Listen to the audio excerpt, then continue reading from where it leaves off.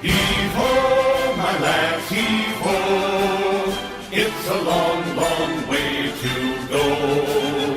It's a long, long pull with our hatches full, braving the wind. When I turned 16, I finished my sophomore year in high school.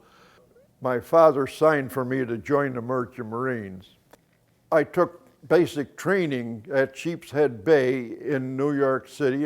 And then I went to the Union Hall in New York City, and I was sent to, I think it was Pier 61 in New York City, to board the Liberty ship. I think we had maybe 25, 30 ships in our convoy.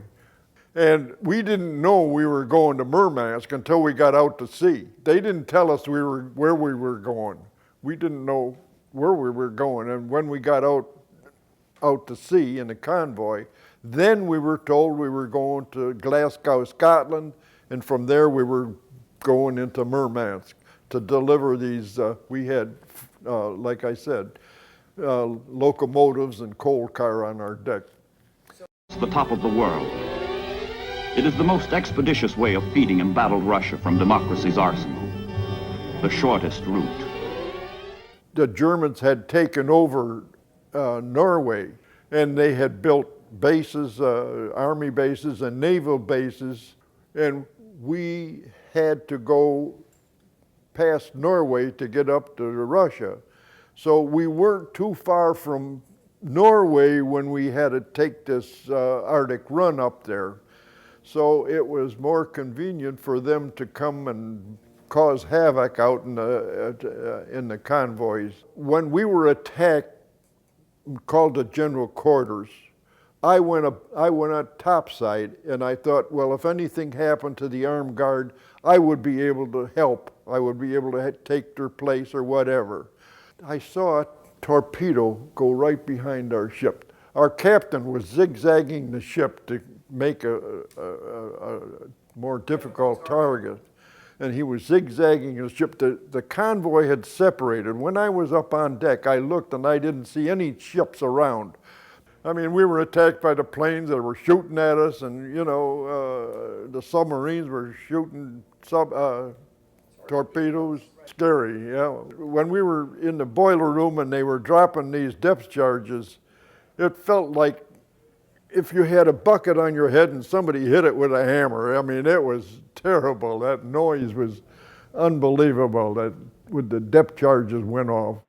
Murmansk, the goal. Journey's end. When we first got there, we had to lay anchor and wait for room to go to the dock. And then, I don't know, maybe a week or two, and then we went and unloaded. At the port of Murmansk, it was devastated. The buildings were completely shattered. The roads were nothing but mud. I think we were only at the dock for about 3 or 4 or 5 days. We weren't there too long. They got us unloaded.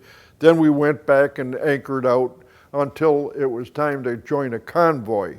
We didn't have any attacks on the convoy, but we had stormed. We had that storm, and it was terrific. The top of the ship was covered with ice. Our ballast was manganese ore. In our cargo, it was manganese ore, and when we got in this storm, our cargo shifted to one side, so we were rolling over 45 degrees, and then back and forth, back and forth. And people don't realize it. People don't realize that the Merchant Marines had that much effect on the war. If it wasn't for the Merchant Marines, the servicemen and the Allies wouldn't have been able to win the war because they wouldn't have had the supplies. By decree of the President of the Russian Federation, number 520 of August 21st, 2020, the Medal of Ukashov was awarded to 11 citizens and 6 naval personnel. It was 17, but I'm going to break it down. 11 citizens and 6 naval personnel. Part of the Arctic convoys that transported supplies and military equipment to the Soviet Union during the Great Patriotic War of 41 to 1945. The presentation of the State Awards of Russian Federation is a recognition of personal courage, valor of American veterans. The dedication of the participants of the Arctic Convoy serves as an outstanding example of heroism for future generations. George was part of the American Merchant Marine Veterans, hooked up with the Navy League. We'd like to honor you with the Medal of Oshkosh.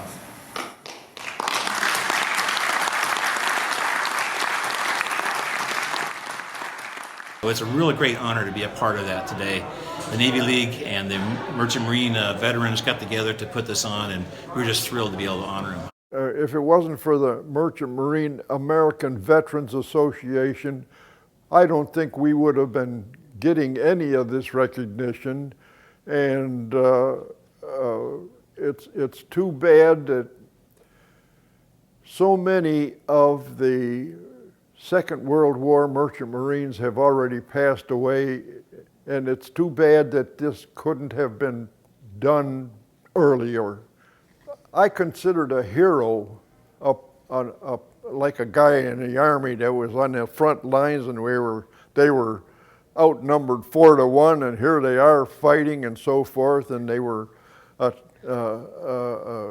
outnumbered and attacked and maybe saving one of their other buddies from being shot and killed and so forth. I would call them a hero. But here I am on a ship out in the Arctic Ocean. But then again, you think about it, here's this Tin Lizzie out there in this freezing water, and all it would take is one torpedo to hit the boiler room, and all of us guys in the boiler room would be shattered. Or if we didn't make it up on topside, if we got in the ocean, they say that you would only survive 3 minutes in that frigid water. So I guess that's maybe why they try to call me a hero, but I don't feel like it. Oh, my lads, heave ho, let the sea roll high or low. We can cross any ocean, sail any river, give us the goods and we'll deliver. Damn the submarine, we're the men of the merchant